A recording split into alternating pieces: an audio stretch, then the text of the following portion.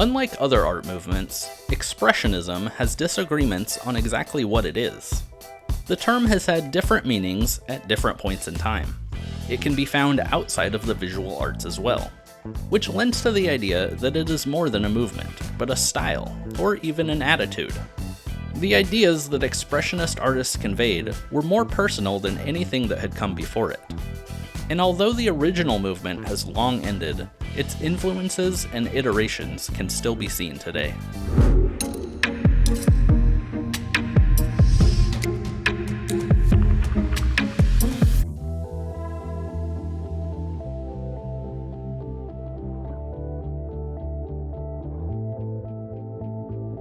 Many art movements were started as a rejection to the movement that came before it. Oh no, thanks very much, it's not for me. Expressionism began as a rejection of the Impressionist movement that began in 1860s Europe. Impressionists explored calm, mostly peaceful scenes that changed with perspective and natural light. As industrialization was on the rise in the late 19th century, Europe saw dramatic changes. With new technologies and urbanization, there was a growing fear of isolation and a separation from nature. The ideas of Impressionism seemed out of touch with reality, and several art movements would come out of this. Expressionism, as it is known today, started in Dresden, Germany in 1905, when a group of 4 architecture students wanted to create a new form of artistic expression. The group consisted of Ernst Ludwig Kirchner, who was the leader of the group, Carl Schmidt-Rottluff, Fritz Blale, and Erich Heckel. They called themselves Die Brücke, or the Bridge, named for their desire to create a bridge towards the art of the future. You couldn't build Jeff Bridges! And break away from traditional art. As architecture students, they had no formal training, but they embraced this fact and sought to create art that was uniquely authentic. They wanted to express their feelings from within, instead of focusing on technique. These ideas coincided with the rise of psychoanalysis in the 1800s. German philosopher Friedrich Nietzsche and Austrian neurologist Sigmund Freud both explored mental processes and the unconscious mind, which would have influences on many artists.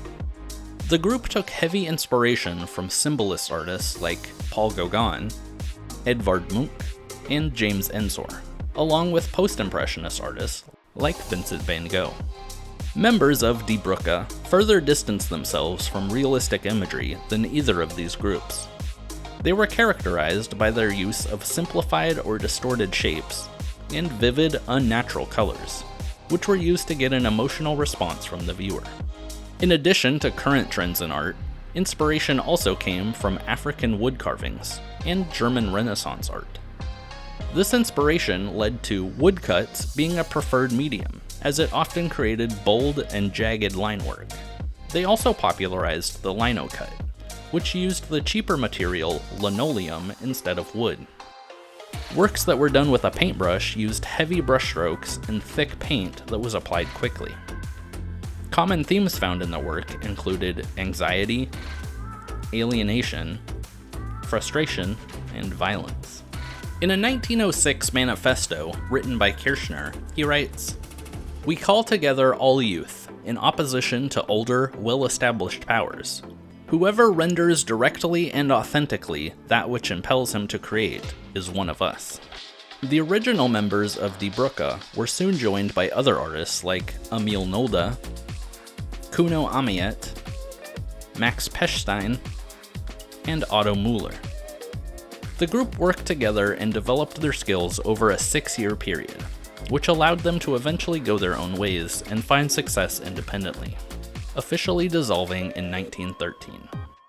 In 1910, the term Expressionism was coined by art historian Antonin Matejcik. He first used the term to mean the opposite of Impressionism. Later, the term became a catch-all to reference any progressive work in Europe that differed from Impressionism. The second important group in the German Expressionism movement came from Munich and was called Der Blaue Reiter, or the Blue Rider. The name was taken from a painting by Wassily Kandinsky, who founded the group in 1911, along with Franz Marc. Unlike Die Brücke, this group had a more spiritual focus. They were also less formal, only loosely being associated with one another through their exhibitions. Some artists seen in these exhibitions included Alexei von Yavlinsky, Marianne von Verefkin, Natalia Goncharova, Paul Klee, Gabriele Munter, and August Macke. In 1912, Kandinsky and Mark published the Blue Rider Almanac, highlighting the best achievements in modern art. Along with members of the group, they included art from different eras and cultures around the world. The collection showed that these works all shared a form of expression and worked together regardless of technique. The Blue Rider group was short-lived, only lasting from 1911 until the outbreak of the First World War in 1913. Franz Marc and August Macke were both killed in the war, and Vasily Kandinsky was forced to return to Russia, where he later became a pioneer in abstract art. Besides the groups in Germany, Expressionism spread to other parts of Europe as well.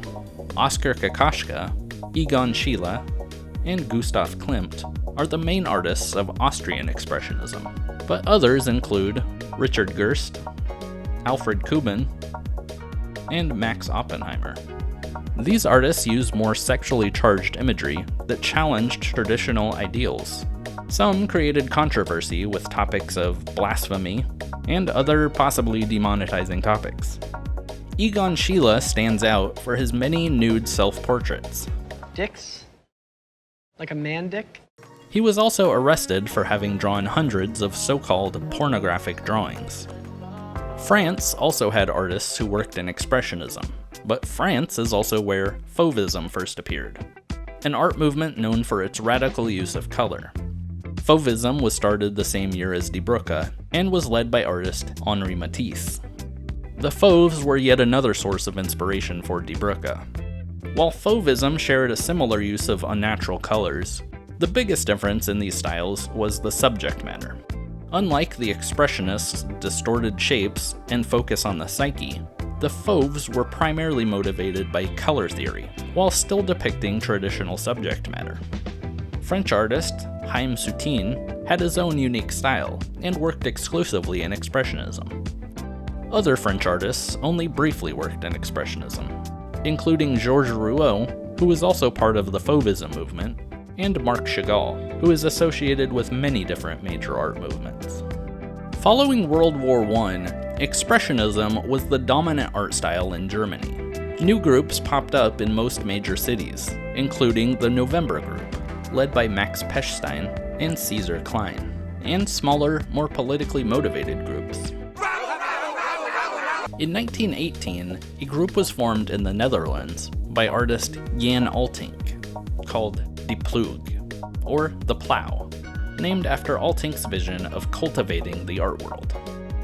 One artist in this group, Jan Weigers, met Ernst Ludwig Kirchner on a trip to Switzerland in 1920, where he was introduced to Expressionism. Weigers then introduced the style to the group, and it became their focus. Other members of Die Ploeg included Johann Dijkstra, Hendrik Workman, George Martens, and Jan Jordans. In the 1920s, the Neuzaklichkeit, or New Objectivity movement, was started as a response to Expressionism, as well as the nonsensical style of Dadaism. This group's work rejected the romantic idealism of Expressionism and the emptiness of Dadaism. It aimed for a return to practical and objective subject matter. Portraiture makes up much of the group's work, and usually includes satire and social commentary. Prominent members included Jörg Schrimpf, Otto Dix, George Gross, Christian Schad, Max Beckmann, Rudolf Schlichter, and Jean Mammon. By the late 1920s, Expressionism was on the decline. Pre-war feelings of angst and rebellion were no longer at the forefront of people's minds, and when the Nazis came to power in 1933, it marked the end of the movement. Artists and their works were labeled as degenerate art, which was a broad term for any work made by Jewish artists, communists, or that simply didn't reflect German values. The Nazis would seize hundreds of thousands of works, that included modern French and German artists. These works included hundreds of paintings by Expressionist artists, including Emil Nolde, Egon Schiele, Max Pechstein, Erich Heckel, Ernst Ludwig Kirchner, and Max Beckmann. Many artists went into exile after these events. Kirchner, in particular, had over 600 paintings seized, and sadly committed suicide after being banned from creating art. Although Expressionism lost popularity between the First and Second World War, the ideas that it explored continued on into other movements that followed.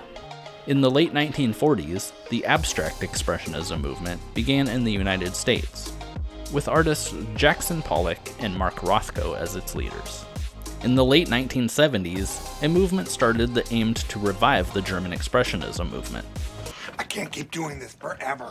It's been 20 seconds. German artist Georg Baselitz is credited with starting the Neo-Expressionism movement. Prominent artists included Jörg Immendorf, Anselm Kiefer, Francesco Clemente, Julian Schnabel, and Jean-Michel Basquiat. This movement dominated the European and American art world up until the mid-1980s. The Expressionism style is found outside of the painting world as well, in literature, architecture, music, theater, and film.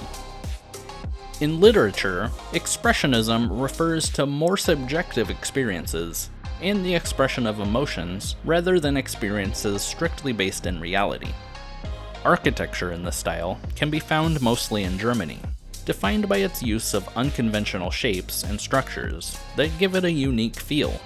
In music, artists like Arnold Schoenberg, Anton Webern, and Alban Berg wrote pieces to convey every possible emotion through sound. In the 1910s, German Expressionism was first seen in film.